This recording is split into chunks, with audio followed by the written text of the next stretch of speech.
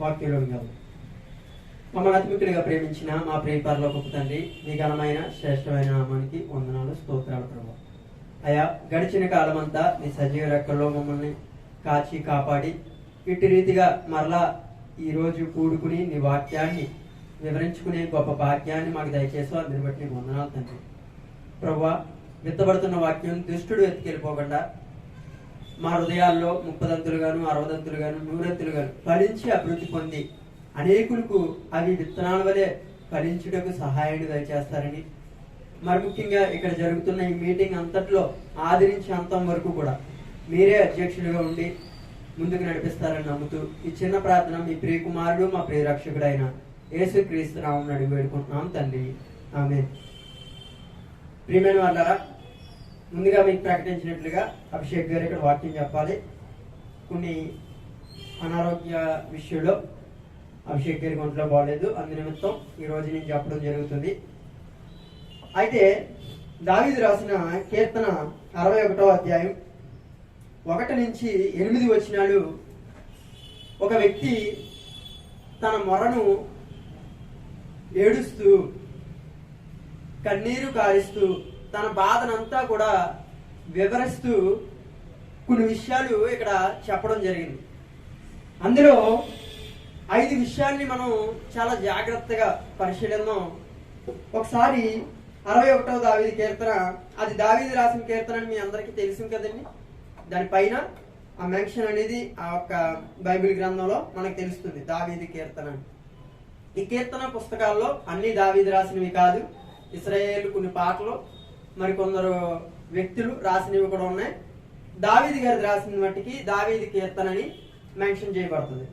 అయితే ఈ 61వ దావీదు కీర్తనలో దావీదు ఎంతో దుఃఖముతో తన మొరను దేవునికి ఎలా విన్నపిస్తున్నాడో ఒకసారి మన ప్రార్థనకి దావీదు ప్రార్థనకి వ్యత్యాసాన్ని గమనిద్దాం. దేవా నా మొర ఆలకింపుము, ఒక్క పాయింట్ చాలు. దేవా నా మొర ఆలకింపుము. ఇక్కడ మన ప్రార్థనలో కూడా ఒకసారి ముందుకు వెళ్ళినట్లయితే చాలా మంది క్రైస్తవ సహోదరులు ప్రార్థన ఎవరికి చేస్తారో తెలియదు, ఏమని చేస్తారో తెలియదు, ఎందు నిమిత్తం చేస్తారో తెలియదు. ఎందుకు ఇలా అంటున్నానంటే, ఒక వ్యక్తి పుట్టినరోజుకి ప్రార్థన చేయమన్నప్పుడు ఆ వ్యక్తి నిమిత్తమే ప్రార్థన అనేది చేస్తాం. మరొక వ్యక్తి చనిపోయారు, దాని యొక్క దినముల గురించి జ్ఞాపకార్థం నిమిత్తం ప్రార్థన చేయమన్నప్పుడు దాని నిమిత్తమే ప్రార్థన చేయాలి. కానీ నీటి క్రైస్తవుల్లో ప్రార్థన అంటే వారు ఎప్పుడూ ఇంటిలో ఎలా చేసుకుంటారో అదే ఇక్కడికి వచ్చి యాజిటీ చేసే వ్యక్తులు కూడా మీటింగుల్లో కనబడుతూ ఉంటారు. కానీ ప్రార్థన అంటే సందర్భాన్ని బట్టి మనం అనుకూలంగా ప్రార్థించాలి తప్ప నీ విధానాన్ని ఇక్కడ స్పందనలోనికి తేకూడదు. అయితే నా ఒక విషయం ఏమిటంటే, ప్రార్థన చాలా మంది నువ్వు చెయ్యి తండ్రి, నువ్వు చెయ్యాలి అని డిమాండ్ చేస్తారు. ఏం చేస్తారండి? దేవుణ్ణి అడిగే వ్యక్తులు నువ్వు చెయ్యాలి, నువ్వు నాకు ఎందుకు ఇవ్వవు, అడుగుడి మీకు ఇవ్వబడిన ఉంది కదండి, అడుగుతున్నావు అని చెప్తారు. ఈ అడిగే విషయంలో మర్యాదని కోల్పోతున్నారు. ఏం పోతున్నారు? మర్యాదని కోల్పోతున్నారు. ఎంతో గొప్ప ప్రార్థన అయిన దేవునికి ఇష్టడైన దావీదు చేస్తున్న ప్రార్థన ఒకసారి మనం గమనిస్తే, దావీదు ఎవరికండి ఇష్టడు? దేవునికి ఇష్టడు, దేవుడు ప్రియుడు. అటువంటి దావీదు ఏం చెప్తున్నాడు? తన తండ్రికి ప్రార్థన చేసినప్పుడు, దేవా నా మొర ఆలకించుము, నా ప్రార్థనకు చెవియొగ్గుము. మొట్టమొదటి లైన్ ఏంటండి? నా ప్రార్థన ఆలకించు తండ్రి. ఆలకించడం కాదు, నా ప్రార్థనకి చెవియొగ్గుము, చెవియొగ్గి వినండి అని ఒక రిక్వెస్ట్ ని ఏం చేస్తున్నాడు దావీదు? దేవునికి విన్నపిస్తున్నాడు. కానీ మనం అసలు అందులో గౌరవం ఉందో అగౌరవంగా మాట్లాడుతున్నాం, మర్యాద ఉందా, భక్తి ఉందా, భయం ఉందా అనేదే మర్చిపోయి ఒక సిస్టమేటిక్ గా తండ్రి నాకు ఇది, తండ్రి నాకు ఇచ్చో, దేవునికి స్తోత్రం ఆమె. ఇటువంటి ప్రార్థనలు మన జీవితాల్లో కలిసి మన చుట్టుపక్కల వ్యక్తుల్లో వినబడుతూ ఉంటాయి. దయచేసి ఈరోజు ఈ వాక్యం వింటున్న మనం దావీదు చేసిన ప్రార్థనలో ఎంత వినయత ఉన్నదనేది గమనించాలి. దేవా, నా ప్రార్థన ఆలకించండి, నా మొర ఆలకింపుము, నా ప్రార్థనకు చెవియొక్కుము, నా ప్రాణము తల్లడిల్లగా. ఆయన ప్రాణం ఏమవుతుందంటండి? తల్లడిల్లగా. భూదిగంతముల నుండి నీకు నేను మొరపెట్టెదను. ఆయన అంటున్నాడు, నా ప్రార్థన ఆలకించు, నా ప్రార్థనకి చెవియొగ్గు, నా మొరను ఆలకించి చెవియొగ్గి భూదిగంతముల వరకు, భూమి ఉండి పోయేంత వరకు ఏం చేస్తాడంట? నేను నీకు మొక్కుతాను. భూదిగంతల వరకు నీకు మొక్కుబడి చేయదు. ఆయన భూమి ఉన్నా లేకపోయినా ఆయనకి ఏం చేస్తానంటున్నాడు? మొక్కుబడి చేస్తాడు. నేను ఎక్కలేనంత ఎత్తైన కొండపైకి ఏం చేయమంటున్నాడండి? నన్ను ఎక్కించుము. నేను ఎక్కలేనంత ఎత్తైన కొండపైకి ఎవరిని ఎక్కించమంటున్నాడు? దావీదుని ఎక్కించమంటున్నాడు. ప్రియమైన వాళ్ళారా, ఇక్కడ ఆత్మీయంగా కొండను మనం తీసుకున్నట్లయితే ఆ ఆత్మీయం ఏంటంటే ఎత్తైన కొండ అంటే పరిశుద్ధత. మానవుడికి పరిశుద్ధంకి ఎంతో ఎత్తులో ఉంది. పరిశుద్ధత ఆకాశం అంత ఎత్తులో ఉంది. మన పరిశుద్ధత ఇంకా భూమి మీదే ఉంది. మనలో పరిశుద్ధత అనేది ఉందో లేదో కూడా తెలియదు. అటువంటి పరిశుద్ధతతో ఉంటున్నాం. అందుకే ఇక్కడ దావీదు ఎత్తైన కొండపైకి నన్ను ఎక్కించుమని ఉపమాన రీతిగా తన బాధను ఏం చేస్తున్నాడు? వెల్లడిపరుస్తున్నాడు. చాలా మంది ఈ వాక్యాన్ని తీసుకుని ఏమనుకుంటారంటే కొండల మీదకి ఎక్కించమని అనుకుంటారు. దయచేసి ఇది ఆత్మీయ అర్థంగా మనం తీసుకున్నట్లయితే ఆ ఎత్తైన ఆత్మీయ స్థితిలోనికి మనల్ని ఎక్కించు అని ప్రార్థన మన జీవితంలో ఉండాలి. నేను ఎక్కలేని ఎత్తైన కొండలపైకి నన్ను ఎక్కించుము, నీవు నాకు ఆశ్రయమై ఉంటివి. ఆయన ఏమవుతున్నాడంట? నువ్వు నాకు ఆశ్రయమై ఉన్నావు. ఆశ్రయం అంటే తోడు, ఒక నీడ. ఆయన ఎవరిని పక్కన పెట్టుకుని మాట్లాడుతున్నాడు? ఆయన అసలు ఉన్నారో లేదో అది వేరే విషయం, కానీ ఆయన ప్రార్థనలో ఏం కనబడుతుంది? నువ్వు నా తోడు, నువ్వు నా ఆశ్రయ దుర్గము, నువ్వు తప్ప నాకు ఇంకొకరు లేరు అని ఇక్కడ సింపుల్ వర్డ్ చెప్తున్నాడు. కానీ మనం ప్రార్థన చేసే సమయంలో ప్రార్థన చేస్తాం, వాక్యం వినే సమయంలో వాక్యం వింటాం తప్ప నిజ జీవితంలో గమనించాలి. నిజ జీవితంలో ఏముండదు. ఆయన ఉన్నాడు, ఆయన చేస్తాడు, ఆయనే నా ఆశ్రయదుర్గము అనేది లేదు. చాలా మంది సహోదరులు గమనించండి ప్రేమైన వాళ్ళరా, నాకు ఈ సమస్య ఉంది, ప్రార్థన చేయండి, నాకు ఇది ఉంది, ప్రార్థన చేయండి, ప్రార్థన చేయండి, ప్రార్థన చేయండి. ఈ వర్డ్ ఏమవుతుంది? విదజల్లుతూ ఉంటుంది. నాకు తెలిసిన ఒక సహోదరుడికి ఈ సంవత్సరం వాగ్దానాలు తీసుకుంటారు కదండి, మంచి వాక్యం వచ్చిందండి. నేను వివరించక ముందే అతనికి వివరణ అర్థమైపోయింది. బేసిక్గా ఎప్పుడు నన్ను అడిగాడు, ఆడికి అర్థమైపోయిన తర్వాత అడిగాడు. ఎప్పుడు నన్ను ఏమంటాడో తెలుసా? ప్రార్థన చేయి, ప్రార్థన చేయి, నా గురించి ప్రార్థన చేయి, ప్రార్థన చేయి అన్న. ఏమనొచ్చిందో తెలుసా వాక్యం? నీ నోట నా మాట ఉండాలి, నీ నోటి నుంచి వచ్చే ప్రార్థనని నేను ఆలకిస్తాను. సింపుల్ గానండి. యెషయా రాసిన పుస్తకంలో వచ్చింది, చాలా వివరణంగా వచ్చింది. మీకు షార్ట్ కట్ లో చెప్పాను. ఆయన నోట ప్రార్థన ఉండాలంట, ఆయన ప్రార్థన అతను వింటాడంట. అంటే ఇది అన్ని వాగ్దానాలే, కానీ ఆయన విశ్వసించాడు కనుక దాన్ని మనం తక్కువ అంచనా వేయకూడదు. నిజంగా మంచి కూడా వచ్చింది. ఆయన నోట ఆయన ప్రార్థన ఉండాలంట. ఎప్పుడు అడుగుతాడు కదా నన్ను ప్రార్థన చేయి, ప్రార్థన చేయని. అందుకని ఏం చేశాడు? ముఖం చిన్నపుచ్చుకుని నేను చెప్పకముందు అర్థం చేసేసుకుని 1వ తారీఖు భోజనాలు చేసినప్పుడు, 2వ తారీఖున భోజనాలు చేసినప్పుడు అడుగుతున్నాడు. ఏంటంట ఇది? ఇంకెందుకు నీకు అర్థమైపోయింది కదా, నన్ను అడగండి అయిపోయాను. అంటే దేవుడు నీ ప్రార్థన వినాలనుకుంటున్నాడు తప్ప నీ ద్వారా ఇంకొకరిని రిక్వెస్ట్ చేయమని కాదు. అది నీకు ప్రార్థన వచ్చో రాదో వేరే విషయం. ఇంట్లో నువ్వు అమ్మని అమ్మ అని పిలుస్తావు, ఇంకొకరు మమ్మీ అని పిలుస్తారు, ఇంకొకరు ఎలా ఉన్నావు అమ్మ అని పిలుస్తారు. ఇలా రకరకాలుగా తల్లిని పిలుస్తారు, అన్నయ్యని పిలుస్తారు. ఒక ప్రేమను బట్టి పిలుపులు మారుతూ ఉంటాయి కదండి.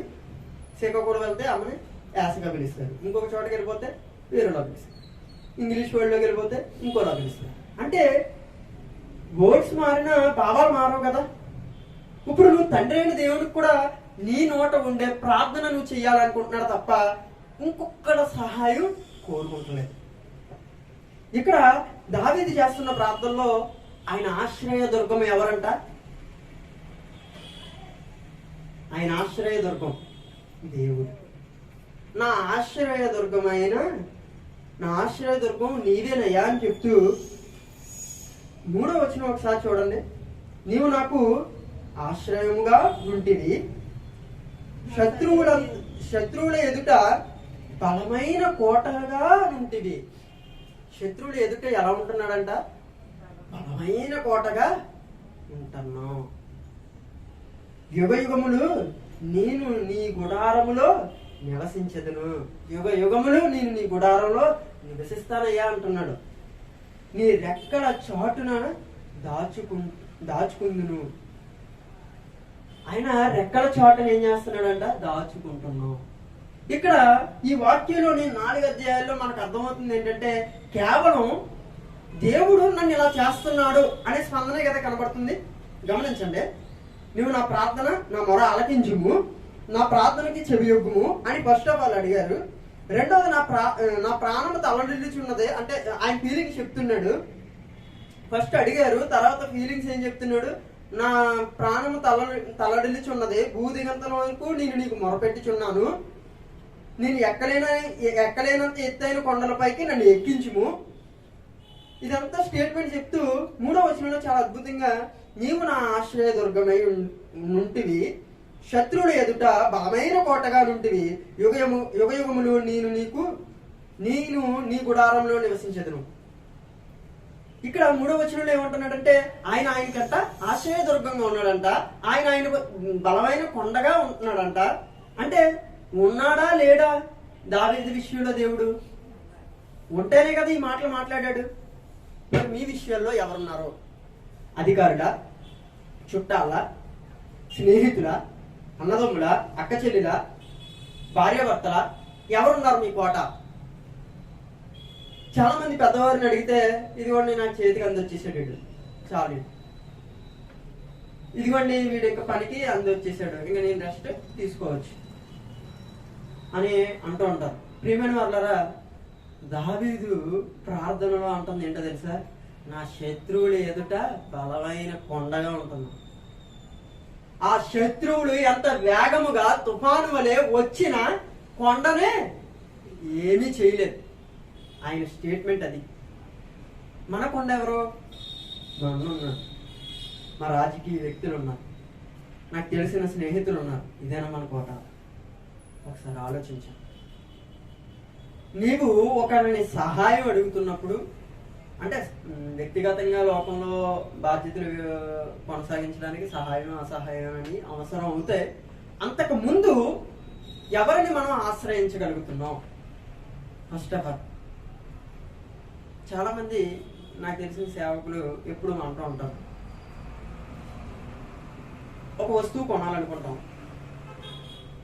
లేదంటే ఒక పని చేయాలనుకుంటాం, నీ సొంత ప్రయత్నంతో చేసేస్తూ ఉంటాం. బాగా గమనించండి. ఒక వస్తువు కొనడానికో పని చేయడానికో ఏదైనా మన జీవితంలో రావడానికో పోవడానికో ఆస్కారం ఉన్నప్పుడు దేవుడు సహాయం లేకుండా, దేవుడికి కూడా చెప్పకుండా నిర్ణయాలు తీసుకుంటారు. అందులో ఎటువంటి లాస్, నష్టము వారికి వచ్చినప్పుడు ఎవరి దగ్గరికి వస్తారు? దేవా నాకు ఎందుకు ఎలా చేసావు, దేవా నువ్వు నాకు ఎందుకు చేసావు? దేవుడు నిజంగా మాట్లాడు, కానీ దేవుని దృష్టి కంట నువ్వు నాకు చెప్పావా అని అడిగితే మన ముఖం ఎక్కడ పెట్టుకుంటాం? ఒక తండ్రి తన కూతుర్ని కానీ బిడ్డని కానీ పెంచెడుతున్నాడు. అడు దగ్గర ఉన్న 100 రూపాయలతో ఏదో మంచి పెన్ అని కొనుక్కున్నాడు. ఆ దగ్గర ఉన్నది ఒకే 100 రూపాయలు మంచి పెన్ ఏదో కొనుక్కున్నాడు. ఒకరోజు రాసింది, రెండో రోజు పోయింది. ఆ దగ్గర డబ్బులే మన్నాడు ఎగ్జామ్. ఇప్పుడు తండ్రిని ఆ వ్యక్తి పెన్ను కొనమని అడుగుతున్నప్పుడు, ఇదిగో ఈ పెన్ను కొన్నాను 100 రూపాయలు పెట్టి, నాశనం అయిపోయింది, ఇంకోటి కొను అని అన్నాను. అప్పుడు తండ్రి బాధ నిజంగా 100 రూపాయల విలువ తెలిసినాడు. తండ్రి బాధ ఏమంటాడో, నువ్వు నాకు చెప్పు కొనొచ్చు కదా, నేను ఇటువంటి ఎన్నో అనుభవించాను, ఇది మంచిదో చెడ్డదో నేను చెప్తాను కదా అని అంటాడా అందా?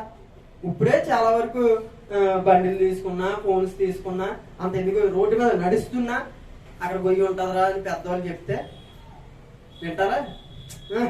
ఆ గొయ్యి ఎప్పుడో పూసేసారని ధైర్యంగా కొన్ని పైన ఎక్కువ నడుతాడు, 2 నిమిషాల్లో గోతులోకి వెళ్ళిపోతాడు. అంటే నేను ఇక్కడ చెప్పదలుచుకున్నది ఏంటంటే, తండ్రికి మన చేసే పనిలో కానీ నష్ట లాభాల్లో కానీ చెప్పమంట, నష్టం వస్తే ఎవరి దగ్గరికి వచ్చేస్తాం? తండ్రి దగ్గరికి వచ్చేసి ఎందుకు ఎలా చేసావు అని క్వశ్చన్ మార్క్. మళ్ళీ నేను నీ బిడ్డను కదా, ప్రార్థన చేస్తున్నాను కదా, చప్పట్లు పడుతున్నాను కదా, కానుక ఇస్తున్నాను కదా, సువార్త ప్రకటిస్తున్నాను కదా, నాకు ఎందుకు ఈ శ్రమ? ఒక వెహికల్ తీసుకున్నాం, నీ ఇష్టానుసారంగా 120 వెళ్ళిపోయి ఒకడు గుద్ది చచ్చిపోయావు, అది ఎవరు తప్పు? నీ తప్పు. అదేంటి సువార్థికుడు మంచి వ్యక్తి సువార్త నిమిత్తం వెళ్ళి వస్తున్నాడు, ఎందుకు చనిపోయాడు అని అడగడం మంచిదని అంటారా? వాడు ఎందుకు 120 వెళ్ళిన విషయం ఎవరికి తెలియదు. కానీ నిన్ను బట్టియే కదా నా నామానికి అన్ని జనం జరిగితే ఏమవుతుంది? కరోనా టైంలో క్రైస్తవులు చాలా చులకంగా చూశారు. ఆ విషయం మీకు తెలుసా? క్రైస్తవులు అని చెప్పుకోవడానికి కూడా పాస్టర్లు భయపడ్డారు. ఇది నిజం, మీరు నమ్మండి నమ్మకపోండి. సేవకులు మేము సేవకులు అని చెప్పుకోవడానికి కూడా భయపడ్డారు. ఎందు నిమిత్తం? స్వస్థత వరములు ఉన్నాయి, మేము బాగు చేస్తాం, మా దగ్గర ఉంటుంది, రండి చేయించుకోండి, ఇవ్వండి, వేయండి అనే వ్యక్తుల గురించి ఎవరైనా ఇప్పుడు వెళ్ళి ఇదిగో మాకు కరోనా వచ్చింది కాపాడంటే కాపాడే స్థితి ఉందా? లేదు. స్వస్థత లేదా అలా అంటే? కాదు, ఉంది. స్వస్థత ఉంది, దేవుడిచ్చిన కృప ఉంది. అది దేవునికి నీ వ్యక్తిగతమైన భక్తి జీవితానికే తప్ప నరుడు ఎంటర్ అయ్యి దాన్ని కంట్రోల్ చేసే అధికారము నరుడికి లేదు. ఒక వ్యక్తి ప్రాణాలు కోల్పోయే స్థితిలో ఉన్నాడో, నీ చిత్తమైతే నీ నిమిత్తం ఒక చిన్న ప్రార్థన దేవుడి సన్నిధిలో అయ్యి అది గొప్పదైతే ఫలిస్తుంది, అంతే తప్ప దాన్ని బ్యాటరీస్ అయిపోయింది, అందులో బ్యాటరీస్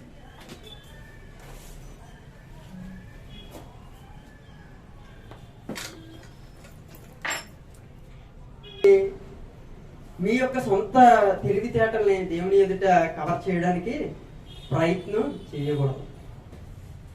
ఇక్కడ నా ఇంకా శ్రద్ధగా చూడండి, బైబిల్ ఇప్పుడు దాకా చదివాను. దావీదు అనుభవిస్తున్న జీవితాన్ని ఒకసారి గమనించండి. ఆయన మోకరించి ప్రార్థన చేస్తున్నాడు, దేవా నా మొర ఆలకించు, నా ప్రార్థనకి చెవి యొగ్గుము. ఇదే కాదు, నా ప్రాణము తల్లడిల్లుతుందయ్యా అంటే ఏదో కొద్దివైపోయింది పాపం అతనికి. ఇన్ని బంగళాలు ఉన్నాయి, ఎంత ఉన్నాయి, నా ప్రాణం ఏమవుతుంది? తల్లడిల్లుతుంది. భూదిగంతుల వరకు నేను స్తుతిస్తాను అని చెప్తున్నాడు. అదే కాకుండా నేను ఎక్కలేనని ఎత్తైన కొండపైకి నన్ను ఎక్కించుము, నా ఆశ్రయ దుర్గము నువ్వు అయి ఉన్నావు. నాకు రాజులు కాదు, అధికారులు కాదు, బలహీనులు కాదు, బలవంతులు కాదు, వీరెవరో కాదు, నువ్వే నా ఆశ్రమయ్యా, నువ్వే నాకు కిరీటము. ఒక పని చేసేటప్పుడు దావీదు నిజంగా ప్రార్థించి పని చేసి ఉండాలి. అందుకే ప్రతిదీ కూడా ఏమంటున్నాడు? నువ్వే నా ఆశ్రయం. ప్రియమైన వాళ్ళరా, నిజంగా గడిచిన కాలం మన పనుల్లో కానీ వేరు విషయాల్లో కానీ దేవుని పెట్టలేదేమో. ఈ నూతన సంవత్సరం నుంచి నువ్వు చేసే పనిలో ఒకసారి దేవుని అడుగు. అడిగితే ఆన్సర్ ఏమొస్తుందో తెలుసా? రాత్రి పడుకున్నప్పుడు కళ్ళలోకి వచ్చి, కుమారుడా నువ్వు చేస్తుంది కరెక్ట్ కాదు మాని అని అనడం. అలా అనడం. అలా అంటాడని అన్నవారి మాట వినద్దు, ఎందుకంటే బైబిల్లో అది లేదు. కానీ ఒకటి ఉంది, అదేంటంటే నీ హృదయ తలంపులు తెలుసుకున్నది ఎవరో? నీకు ఆలోచన పుట్టక మునిపే తెలుసుకున్నది ఎవరు? దేవుడు. ఆయనే నీ హృదయంలో చెడు ఎదురవుతే మనసు అదొకలాగా అంటాడు. చెడు ఎదురైతే ఏమవుతుంది అంటే నా నిజ జీవితంలో జరిగింది చెప్తున్నాను. నేను ఎక్కడికన్నా వెళ్ళాలనుకోండి, లేదంటే ఏదన్నా చేయాలనుకోండి, వద్దు ఎందుకో అనిపించినప్పుడు చాలాసార్లు ముందుకు వెళ్ళిపోయేవాడిని, ఎన్నో నష్టలాభాలని అనుభవించింది.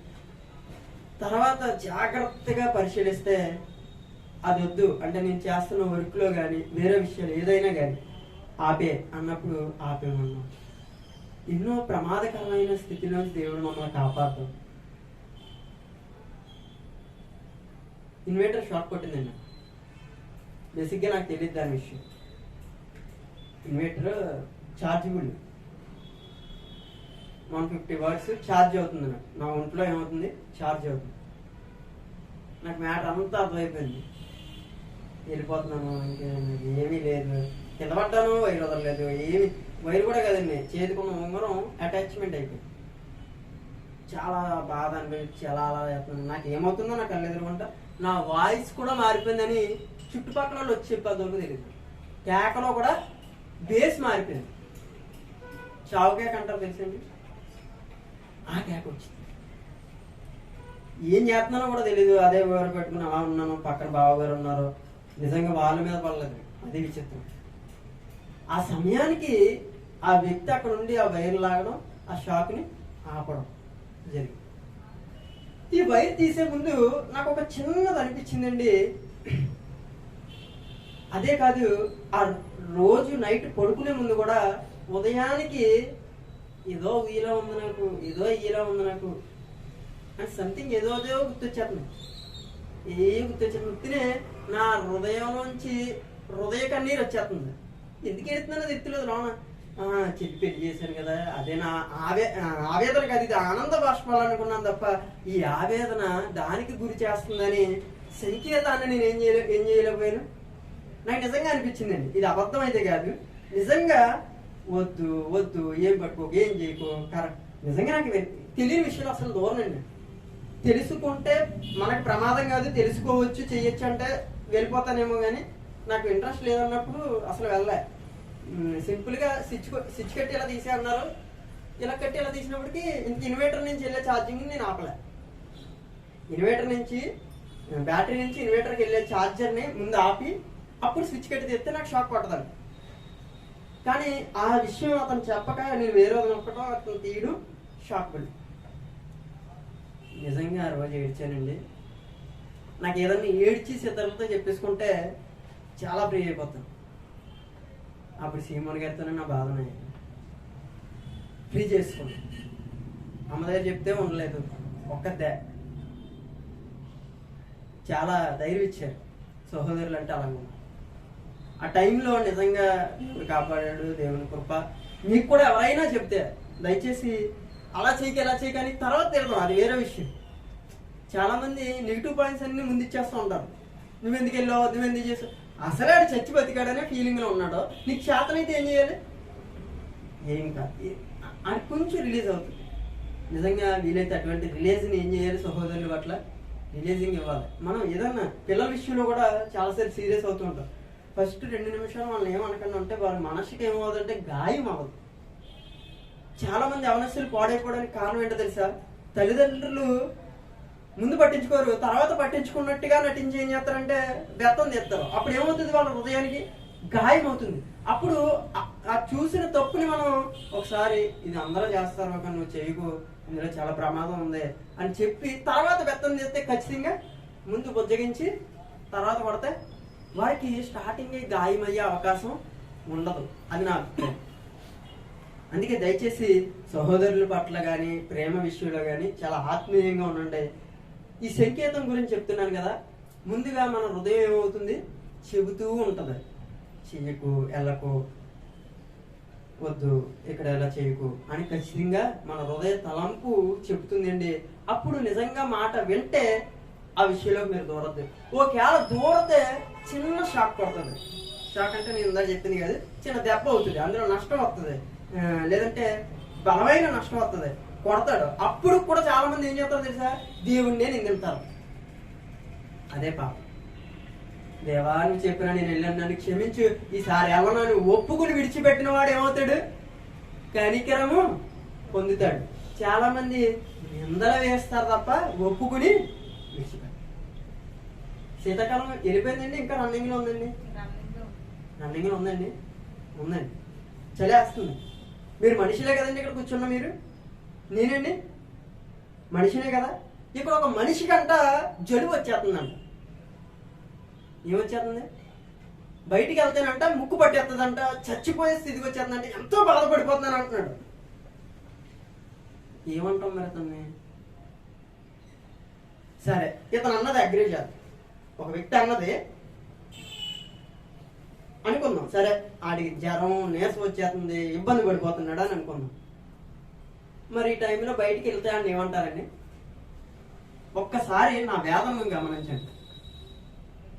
ఈ టైంలో వాడు బయటికి వెళ్తే దాన్ని ఏమంటారు? అప్పుడు రాదా జబ్బు? అంటే దేవుడు మీటింగ్ అంటే ఏమొచ్చేస్తుందండి? జ్వరం వచ్చేస్తుంది, దగ్గు వచ్చేస్తుంది, ఏ వచ్చేస్తాయి, పనులు కూడా వచ్చేస్తాయి. ఎందుకు?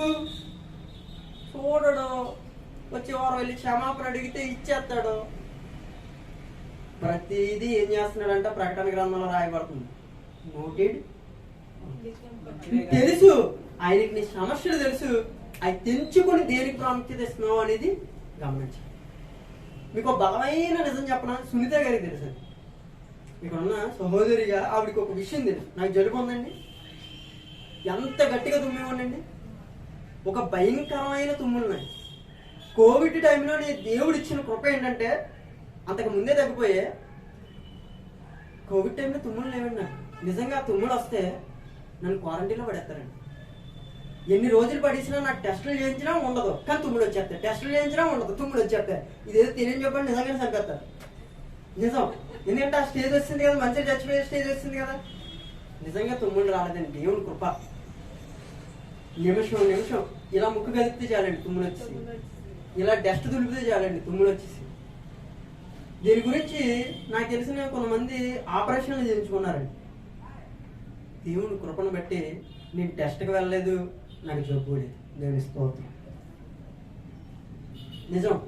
ఇది ఎలా సాధ్యమైంది డేవిడ్ అని మీరు నన్ను అడిగితే, నేను ఒకటే విశ్వసించాను, అది నా విశ్వాసం. అది ఏమిటంటే కేవలం తండ్రి పనిలోనికి నేను ఎంటర్ అయ్యాను. ఆ పని ఏంటో, ఆ తుమ్ములేంటో నేను మర్చిపోయాను. ఇది చేదడం మర్చిపోయాను. ఇది అనేకులకు ఇచ్చుటకు, సహాయం చేయుటకు, స్వార్థ పంచుటకు చెయ్యి వెళ్ళింది. ఇక్కడికి రావడానికి ఆస్కారం లేకపోతే అప్పుడప్పుడు తుమ్ము, 2 తుమ్ములు అనేది మానవుడి యొక్క సహజం. కానీ తుమ్ములు అంటే అవి. ఇది నిజం, ఆవిడ ఎదురుగానే చెప్తున్నాను. అంత దారుణంగా తుమ్మేవాడు, ముందు వెనక, ఇంకా అలా ఎలా కాదు, ఏమన్నా జెండు. మళ్ళీ నాకు తెలియని జబ్బులు కూడా ఎంటర్ అయ్యాడు. ఊపిరి అందేది కాదు నాకు. ఆవేశం, వాంతి తెచ్చేస్తానే కానీ ఆవేశం తగ్గింది.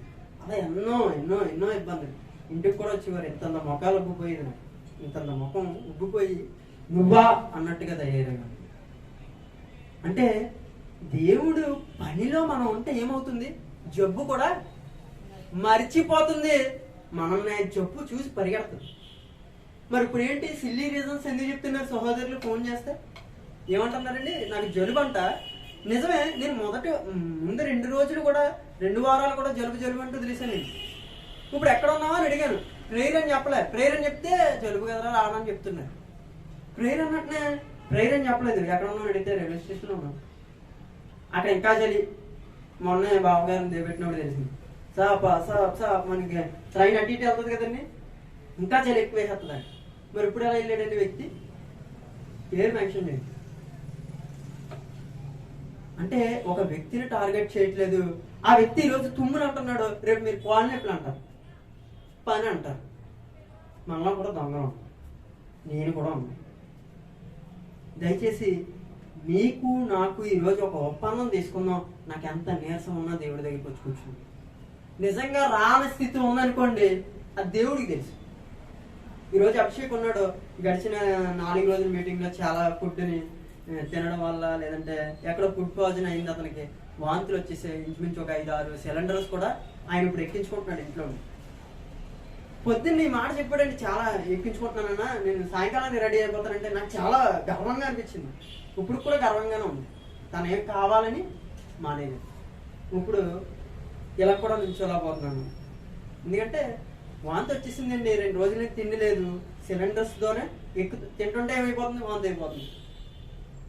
పర్లేదు అభిషేక్ నువ్వు వద్దు అన్నా, లేదు నా నక్షణ వేస్తారు కదా, నేను వచ్చేస్తాను, నేను చైర్ వేసుకుని కూర్చుని చెప్తాను అన్నాను. సరే అయితే నీ ఇష్టం. జస్ట్ ఒక 10 మినిట్స్ ముందు, అన్నా నేను లెగలేకపోతున్నాను, నాకు చాలా నీరసంగా ఉంది, ప్లీజ్ అని మెసేజ్ పెట్టాడు. మళ్ళీ అందులో కూడా ఏముందండి, లాస్ట్ని నిజంగా చూపిస్తాను మీకు. TIZ please. ఎందుకు రిక్వెస్ట్ చేస్తున్నాడా? చాలా మంది నేను రాను. ఎలా చెప్తున్నారో తెలిసింది మన సమాధానం, నేను రాను, ఈరోజు మీటింగ్ ఉందా, నాకు చాలా మీటింగ్ ఉంది, చాలా పెద్ద పని ఉంది. ఇవ్వ మాట చెప్పినా, వచ్చే 10,000 గురించి ఆలోచిస్తున్నాం, అది లేకుండా చేస్తాడు దేవుడు. కోవిడ్ టైంలో మనం బతకలేదండి. కష్టపడని స్థితిలో ఎవరికి ఎలా చేశాడు దేవుడు, సమకూర్చాడు కదా. గొప్పగా బతకకపోవచ్చు కానీ బ్రతికే శక్తిని దేవుడు ఇచ్చాడు కదా. తినగలే నోరుని, ఈయన 5 ఏళ్ళు వెళ్ళే శక్తి బలాన్ని మనకి ఇచ్చాడు కదా. సరుకులు ఇచ్చాడు కదా. మర్చిపోయావా విశ్వాసాన్ని? ఆయన మరలా తిరగేయాలంటే తిరగేయగలడు. దయచేసి ఆ రోజు దావీదు చేసిన ప్రార్థనలో ఆయన ఆశ్రయదుర్గం దేవుడై ఉన్నాడు. ఈరోజు మన ఆశ్రయదుర్గం మనుషులై ఉండకూడదు. అది మీకైనా నాకైనా. మొట్టమొదటి ప్రాముఖ్యత ఎవరికి ఇవ్వాలి? ఏ పని చేసినా దేవుడికి ప్రార్థించు. విజయం లేకపోతే దేవుడు తొలగించాడు అనుకుని ఆనందంతో బయటకు వచ్చేసి ఇంకొక వైపు పరుగులుతి. అంతే తప్ప దేవుడి పనికి ఆటంకంగా ఉన్న పనులు కానీ, దేవుని పనికి ఆటంకంగా చెప్పుకుంటున్న రోగాలు కానీ చెప్పుకోవద్దు. చెప్పుకోవడం వల్ల అవి అధికమవునుగాక. ఆమెనంటరా? నేను అంటాను ఆమెనమాట. మీరు దీవించబడదురు గాక అనండి. ఇంకా గట్టిగా అంటారు. మీరు అన్నారు కానీ మీరు రెండింటికి అన్నారు.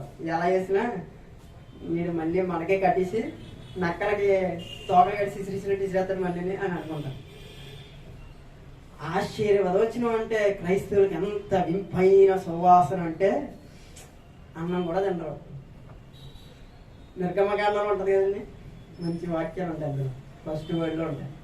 ఉండ ద్వితీయోపదేశకాండం 28వ అధ్యాయం. ఉండ అధికమైపోద్ది, పిండే అధికమైపోద్ది.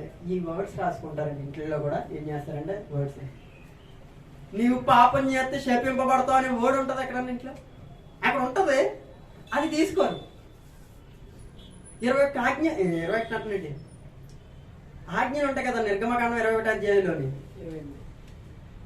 ఆజ్ఞనండి. నీవు తప్ప వేరొక దేవుడు ఉండకూడదు, కింద భూమి అంది పైన. నీవు తప్ప వేరొక దేవుడు ఉండకూడదని ఓడు ఉంటుంది కానీ కింద భూమి అందు పైన ఆకాశం అందే కానీ విగ్రహం ఉండకూడదని ఓడు ఇంట్లో రాసుకోరు. ఒకవేళ రాసుకున్నా అదే అక్కడ తగిలించుకుంటారు. మీకు ఎవరో తెలియని ఫోటో తెచ్చి మీ పర్సులో కడితే ఉంచుకుంటారా? ఎందుకంటే ఏ పిచ్చి బొమ్మలు ఎక్కుంటున్నారు? అది దేవుడు కాదు. దేవుడు ఎవరో తెలుసా? నీలో ఉన్నవాడు లోకంలో ఉన్నవాడి కంటే గొప్ప. మనలో ఒక బలహీనుడు ఉన్నాడు, బలవంతుడు ఒకడు ఉన్నాడు, ఆయన చాలా గొప్ప. ఆ బలహీనుడిని తీసేయండి దయచేసి. ఈ రోజు నేను చెప్పదలుచుకున్నది ఏంటంటే, ఆ రోజు దావీదుకి ఆశ్రయదుర్గం ఎవరు? తండ్రి అయిన దేవుడు.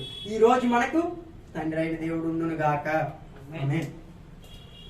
ఈరోజు ఆయనకి ఇష్టం లేని పని ఏదైనా ఉంటే నజరేయుడైన యేసు నామములో ఈ రోజు నుంచే తీసేస్తుంది. ఆయనకి ఇష్టం లేని రోగాలు నాకు ఏమన్నా ఉంటే ఆయన